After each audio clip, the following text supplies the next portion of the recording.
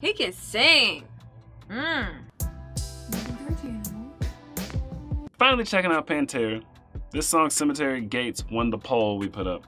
So you guys picked this one. This is our first time hearing anything from Pantera. Let's get into it.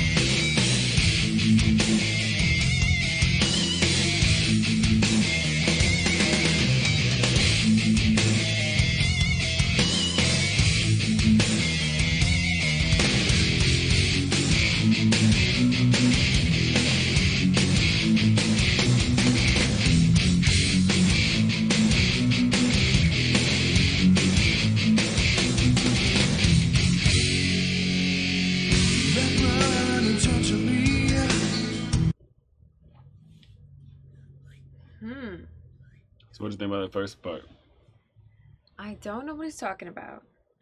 I don't know what he's talking about yet, but I like the guitar breakdowns, I think it's called. I like that.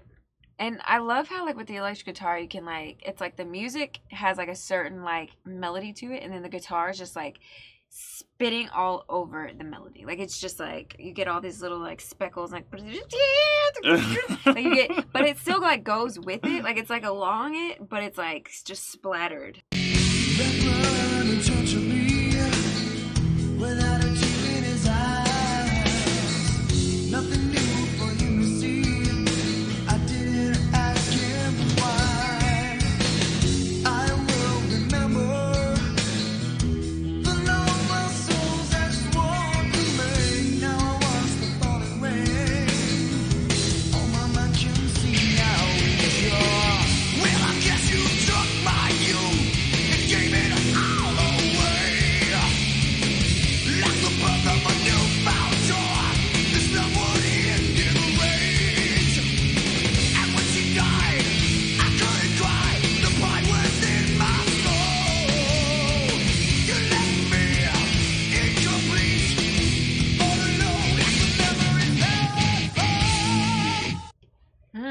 Okay, so I guess his wife died.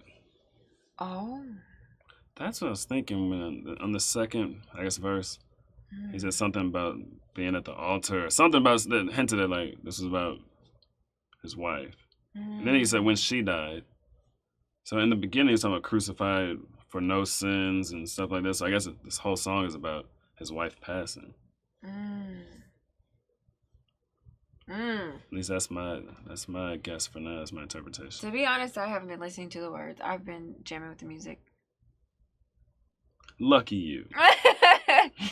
Good, see, we got both sides though. You know what I'm saying? One half and the other half. So I'm gonna start just jamming. No, you do the lyrics. I'll do the music. I just literally turn my brain off and I just be like.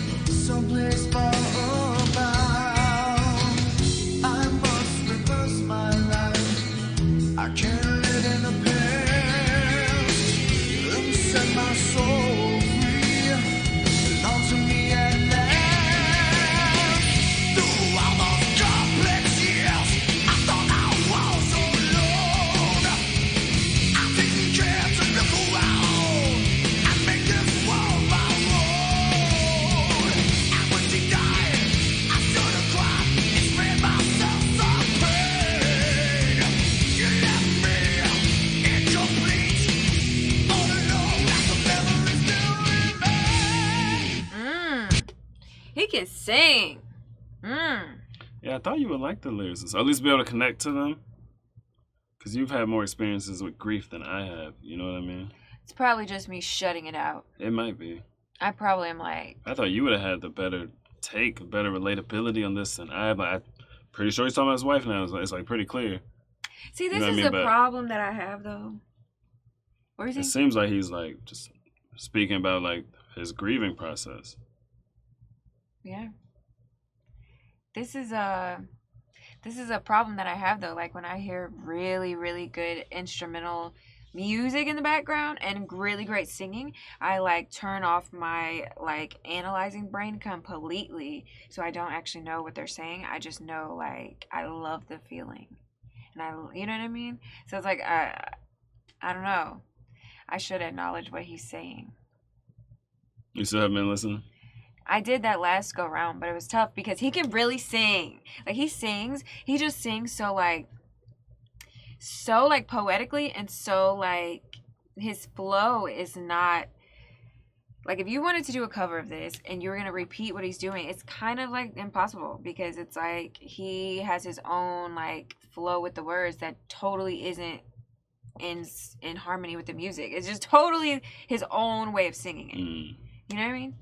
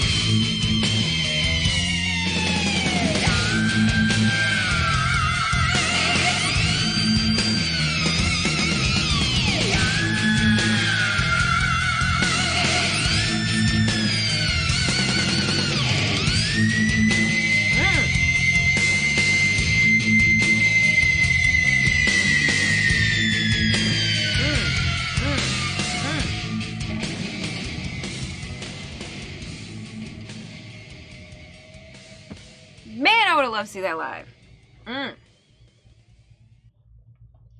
Dang. So okay, I did listen to it towards the end. What you got? That is like a grief song like I've never heard before. Like I really wish circa February 2018 I would have had this song, because I feel like most music that's about grieving is sort of like solemn, and it's sort of like, to me, right? that like solemnness is almost like untrue. Like it can take you into like a really, really dark place, but it's like a lot of times with grief, it's a mixed bag. Like, there's a lot of unfinished business. There's a lot of resentment if you feel like they didn't fight the fight to try to, you know what I mean? Like, there's It's also more than just being sad. Yeah, and I feel like this had so many notes, and it had like the highs and lows of their life too, which you definitely feel. Like, grief is like very like a oddly well-rounded thing, I think.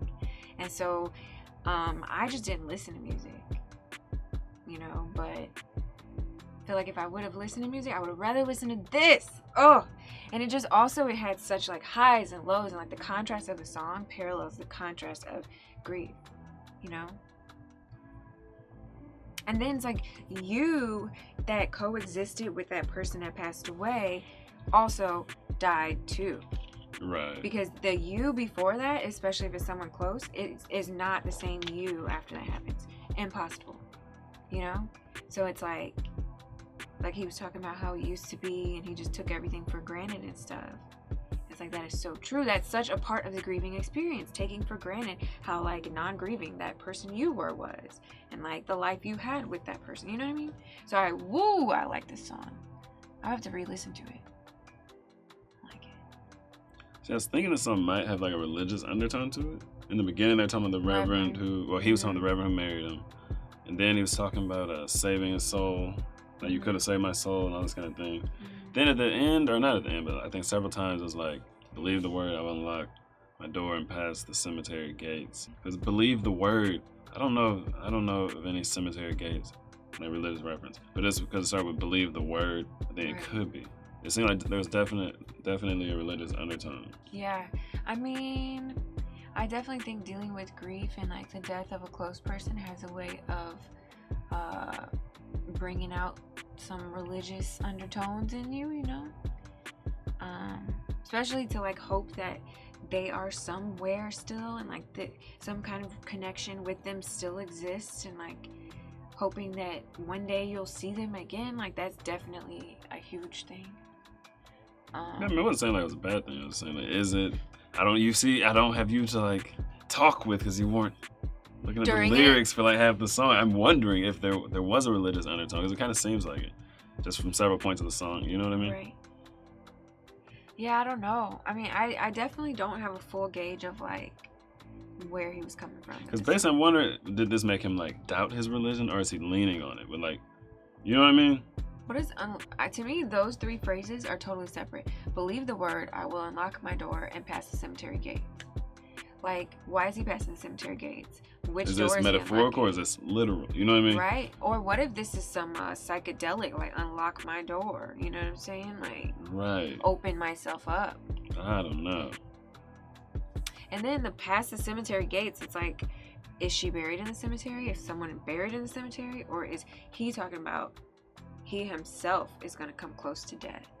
Or is he saying he's not going to pass the pearly gates, he's going to pass the cemetery gates? You know what I mean? Like, is he saying he's doubting his faith? I don't know, but that's what I was wondering with the religious undertone. Was it like doubting, or was it like that's what he's leaning on to get through these times? I don't know. I really don't know. But I mean, this song, oh my goodness, it's just a like pure musicianship, like the pure talent in this song was crazy, because it was actually like, as far as like a sort of like written composition, I feel that it was probably very basic, but they added so much with the instruments and so much with the voice, like so much on top of the literal song. That was crazy. I want to like watch a live recording of this after. All right, thank you guys for watching this video. Let us know what you think of the meaning of this song in the comments. Make sure you like the video and subscribe to the channel if you're not subscribed already. We appreciate you. Thank you for watching this, and until next time, that's a wrap. I don't know. Tell me, man, what do you know? What do you know? Me and my boys on the road. We to go. She told me, boy, you to go. Like, I don't know. But I don't